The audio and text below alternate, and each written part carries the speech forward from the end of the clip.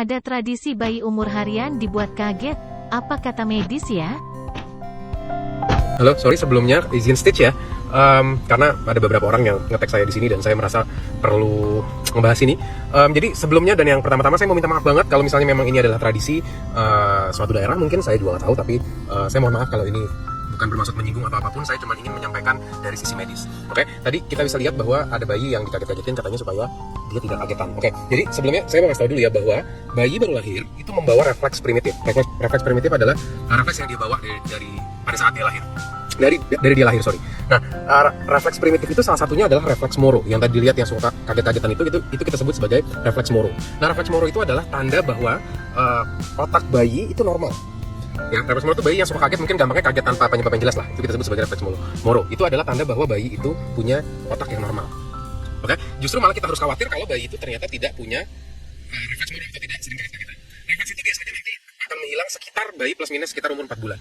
Lalu setelah itu nanti setelah umur 4-5 bulan ke atas, tadinya dia kaget-kagetnya tanpa alasan yang jelas. Nanti kalau udah umur 5 bulan ke atas, bayi mulai kaget dengan alasan yang sepele, tanda kutipnya, cuma dengar suara orang buka bungkus apa dia kaget, getar dikit dia kaget. Nah, itu juga sebenarnya adalah tanda bahwa bayi punya pendengaran dan otak yang sehat. Jadi bayi kaget itu jangan dihindari, itu justru sebenarnya adalah tanda bahwa bayi itu punya perkembangan otak yang normal.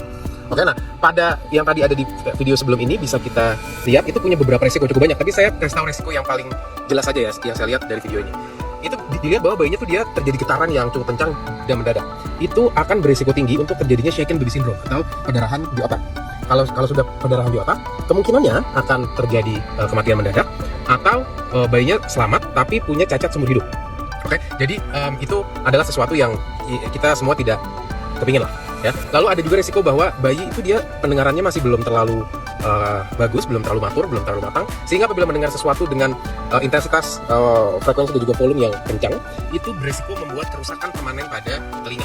Jadi dia bisa tuli seumur hidup. Gitu. Jadi sekali lagi saya mohon maaf kalau misalnya memang itu adalah tradisi suatu daerah, tapi saya hanya coba menyampaikan pendapat saya dari sisi medis sehingga hal-hal yang tidak kita inginkan tidak terjadi. Oke?